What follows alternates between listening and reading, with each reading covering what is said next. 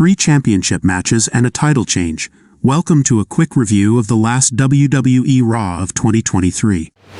The show kicks off with a Judgment Day promo, interrupted by R-Truth, still as funny as ever, who still thinks he's part of the clan and even wants to exclude JD. This led to their match, a Miracle on 34th Street match.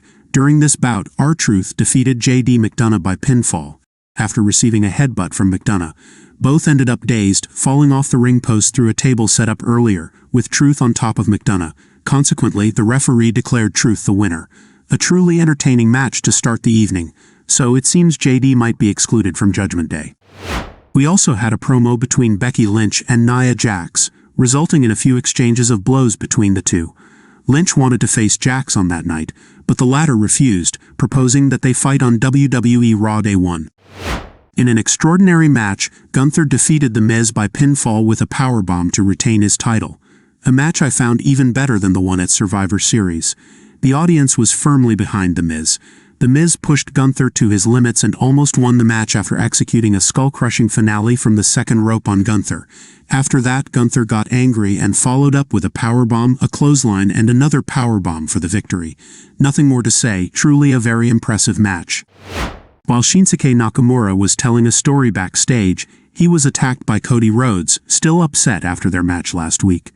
The two men fought all the way to the ring, but referees and officials intervened trying to separate them. One security agent managed to save Nakamura from a crossroads on the announcer's table. As expected, this story isn't over. During the evening, new champions were crowned. Kayden Carter and Katana Chance defeated Chelsea Green and Piper Niven by pinning Green with their afterparty to become the WWE Women's Tag Team Champions.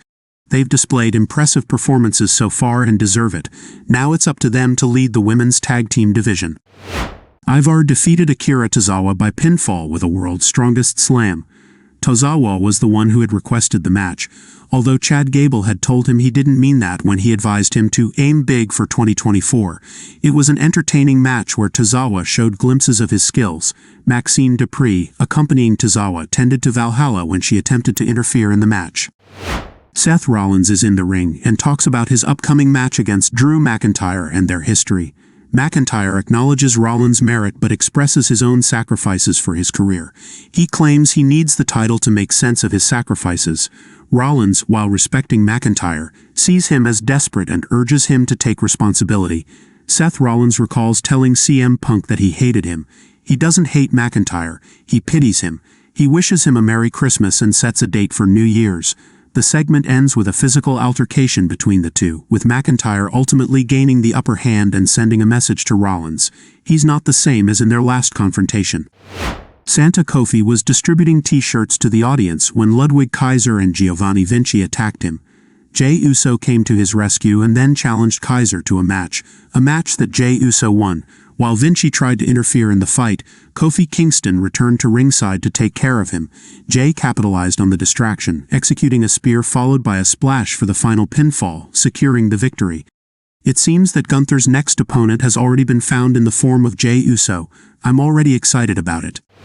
For the main event, after a slow start, Damian Priest and Finn Balor ultimately defeated the Creed brothers to retain their title. As I mentioned, the beginning of the match was quite calm, but the ending was truly spectacular. The Creed brothers came close to victory after executing their Brutus Ball on Balor and later on Priest. Ultimately, Priest managed to execute his chokeslam on Julius for the win. I might be mistaken, but at that moment, I thought Brutus was the legal man in the match, and aside from that, Julius also seemed to free himself at the last moment. Stay tuned, we might have a rematch. During the match, we also saw Rhea Ripley attempting to attack Ivy Nile, but she was countered, and it was revealed that Ivy would have a title match against Rhea at Raw Day 1. That's the summary of the last episode of Raw for the year.